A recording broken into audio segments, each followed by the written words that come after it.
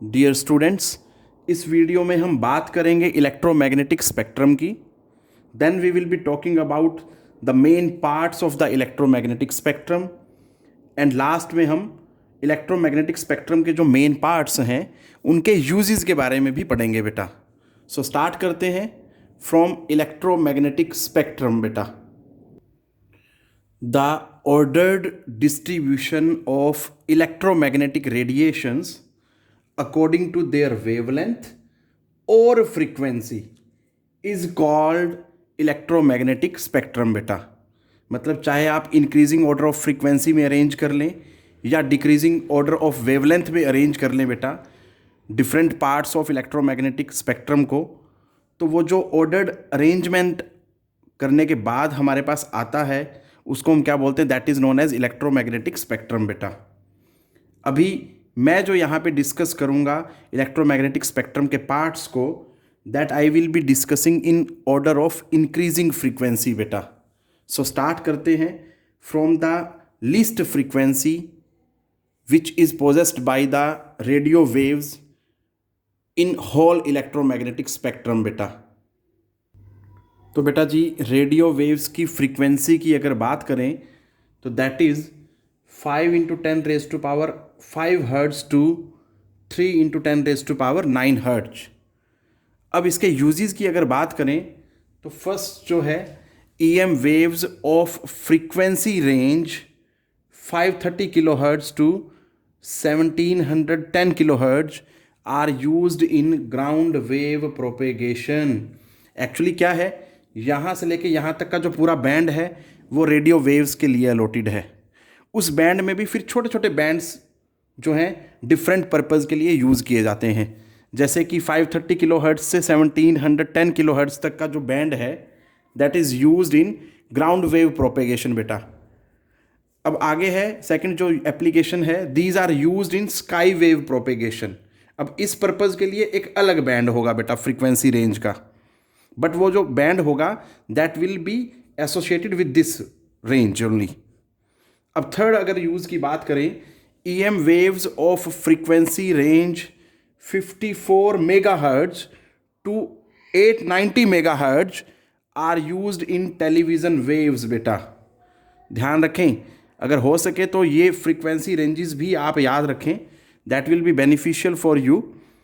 Fourth अगर use की बात करें so that is EM waves of frequency range 88 MHz to 108 MHz are used in commercial FM radio। इससे तो आप सभी बहुत अच्छी तरह से फेमिलियर होंगे बेटा। जो रेडियो सुनते हैं FM सभी ने सुना होगा लगभग, और आप अगर चेक करें जो ऑल इंडिया रेडियो स्टेशंस होते हैं जब वो अपनी फ्रीक्वेंसी के बारे में बताते हैं FM की frequency, that must be belonging to this one, इस रेंज में ही रहेगी वो हमेशा। तो अगर मैं बैंड की बात करूं तो that is a band of only 20 MHz बेटा। Within this frequency band सभी ऑल इंडिया रेडियो स्टेशंस काम करेंगे बेटा। अगर फिफ्थ यूज़ की बात करें so these are used in cellular phones communication. तो सेलुलर फोन कम्युनिकेशन के लिए एक अलग से बैंड अलॉटेड है। So these are the various uses of the radio waves. अब चलते हैं इलेक्ट्रोमैग्नेटिक स्पेक्ट्रम के नेक्स्ट पार्ट पे, जिसकी फ्रीक्वेंसी रेडियो वेव्स की फ्रीक्वेंसी से ज़्यादा होगी, दैट इज़ द माइक्रोवेव्स। तो देखते हैं बेटा क्या है। सो बेटा जी माइक्रोवेव्स जो हैं उनकी जो फ्रीक्वेंसी होती है that varies from 3 × 10⁹ hertz to 3 × 10⁻11 hertz. अब अगर इनके यूजेस की बात करें तो these are used in radar systems for aircraft navigation बेटा। जो एयरपोर्ट्स पे रडार लगे होते हैं तो एयरक्राफ्ट्स की नेविगेशन के लिए वो उसमें यूज़ की जाती हैं माइक्रोवेव्स बेटा।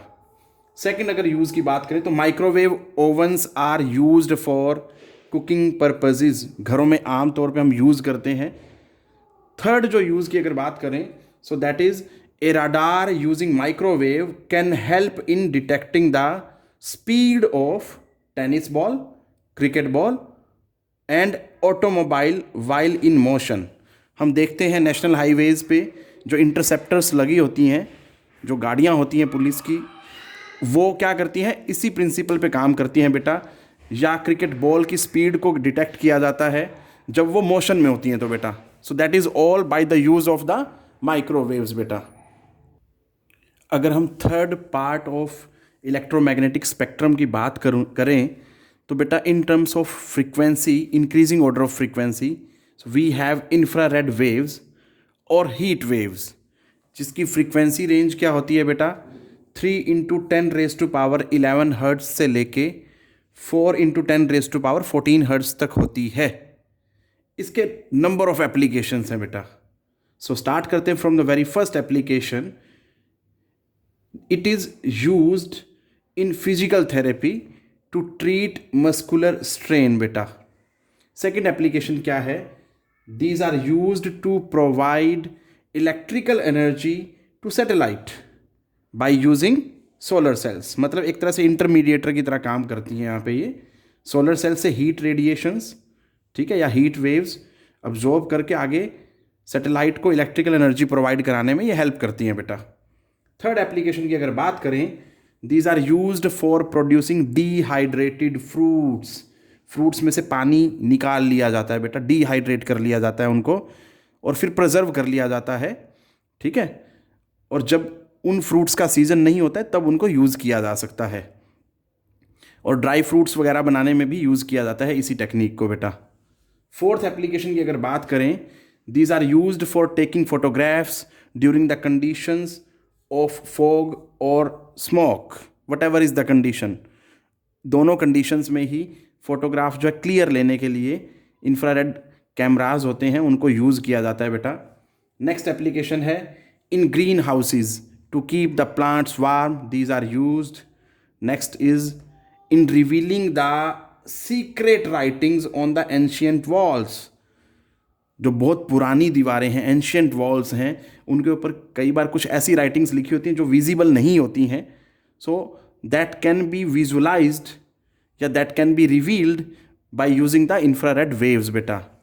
नेक्स्ट एप्लीकेशन की अगर बात करें, so these are used in solar water heaters and cookers बेटा, ठीक है। बहुत यूसेज रहता है इनका usually day to day life में, solar water heaters and solar cookers का बेटा।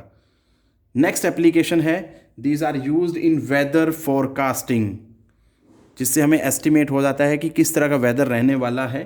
So that is used in the weather forecasting बेटा, ठीक है।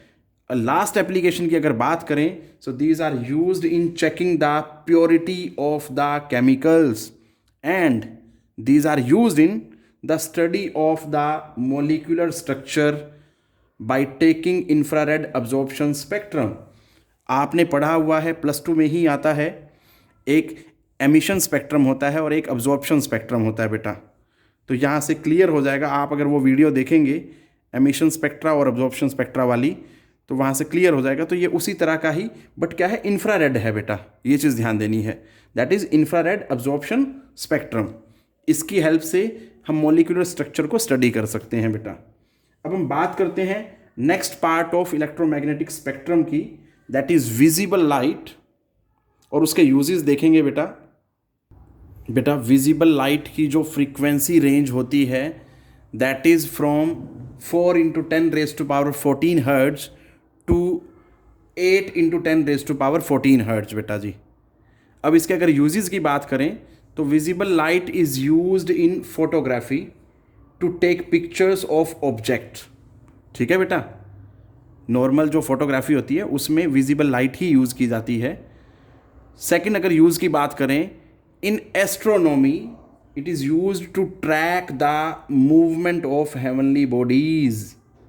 थर्ड यूज़ की बात करें तो इन ऑप्टिकल माइक्रोस्कोपी, मतलब visible light is used in optical microscopy that involves the study of micro objects या माइक्रोस्कोपिक ऑब्जेक्ट्स की अगर बात करें तो उनकी स्टडी करने के लिए हम ऑप्टिकल माइक्रोस्कोपी में विजिबल लाइट को यूज़ करते हैं।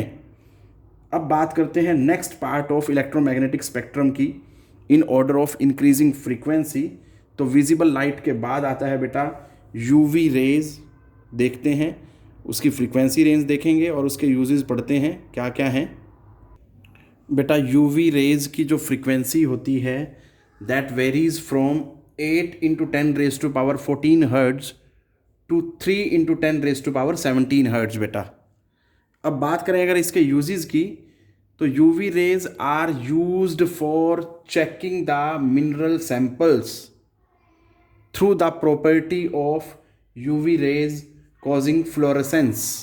ये प्रॉपर्टी के बारे में आपने केमिस्ट्री में भी पढ़ा होता है बेटा। और अगर बात करें overall applications of UV rays की, तो 9th क्लास में बहुत बड़ी सारी बातें बताई जाती हैं। 9th क्लास की फिजिक्स में उसमें बहुत सारी एप्लीकेशंस पढ़ाई जाती हैं यूवी रेज की, जैसे कि एंडोस्कोपी में है, अल्ट्रासाउंड है, इको रेंजिंग, राडार, ये सभी जो हैं एप्लीकेशंस हैं यूवी रेज की बेटा इन डिफरेंट फील्ड्स। अगर बात करें सेकंड एप्लीकेशन की, so UV rays are used to destroy the bacteria and sterilising the surgical instruments. जो भी इंस्ट्रूमेंट्स होते हैं सर्जिकल इंस्ट्रूमेंट्स, वो सभी को स्टेरलाइज करने के लिए, बैक्टीरिया फ्री करने के लिए यूवी रेज का यूज़ किया जाता है बेटा।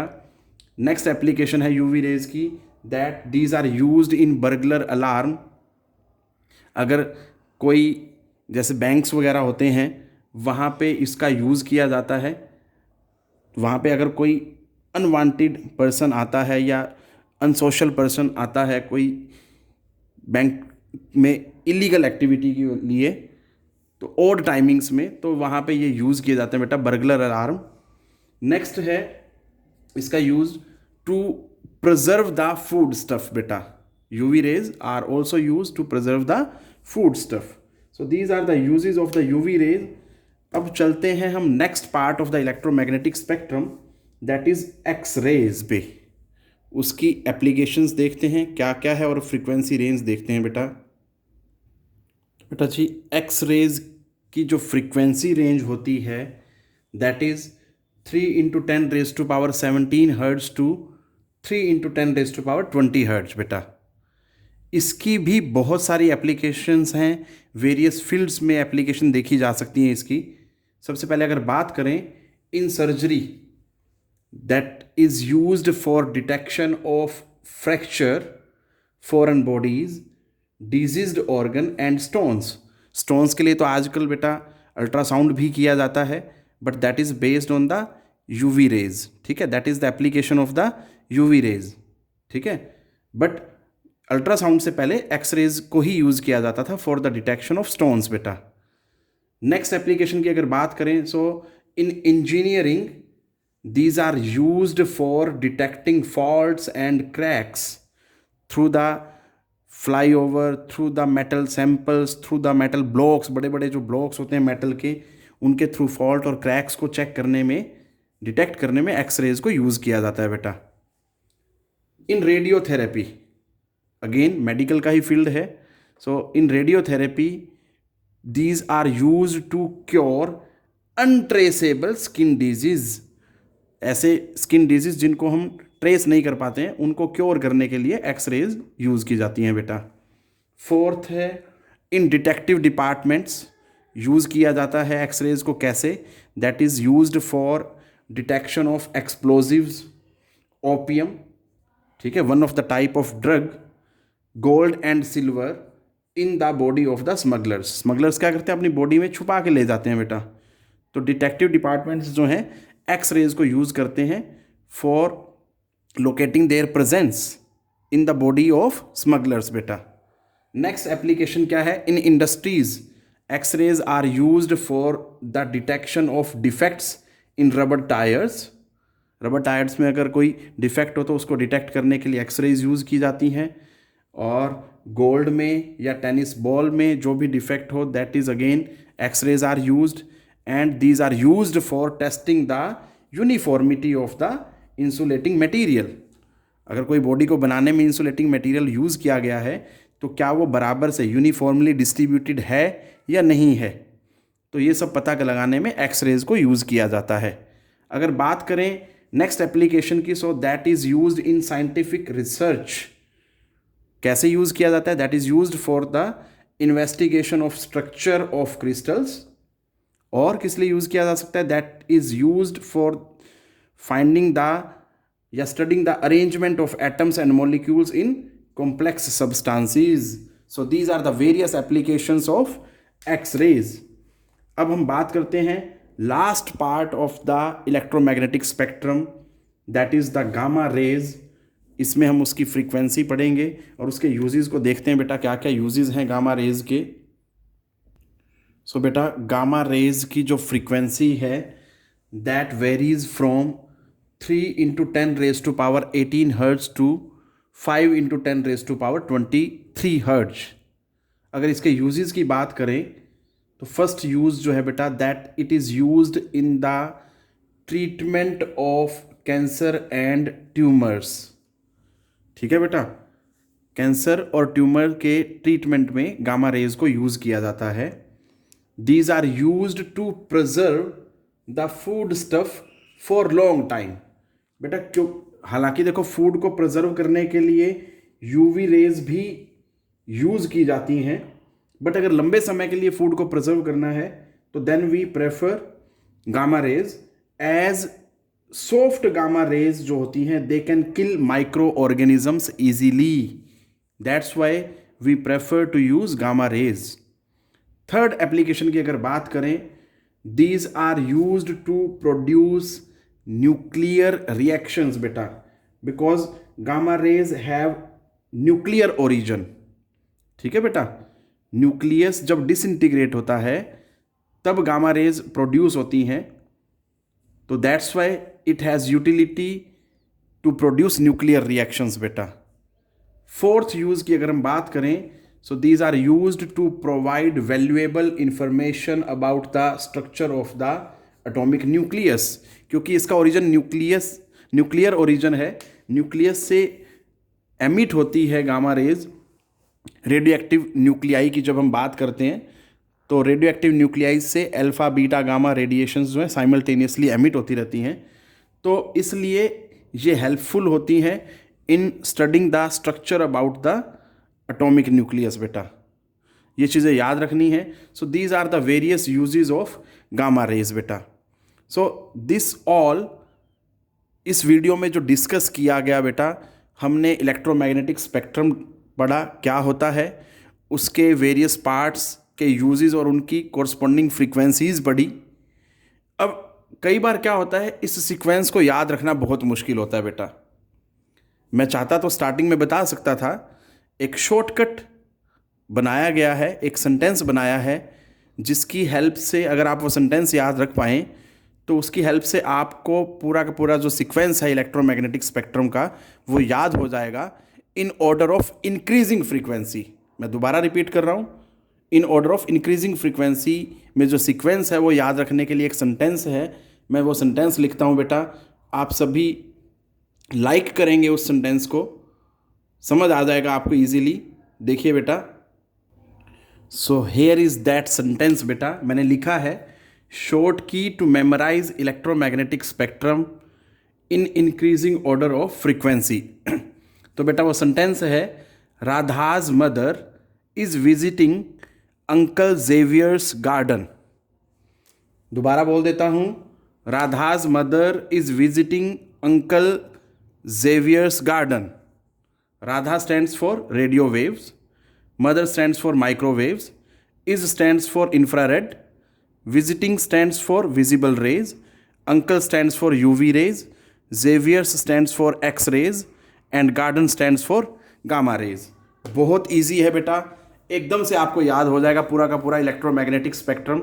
ये इंक्रीजिंग ऑर्डर ऑफ फ्रीक्वेंसी में अरेंज किया गया है बेटा. That's it which I wanted to discuss in this video बेटा. टेक केयर, पढ़ते रहें,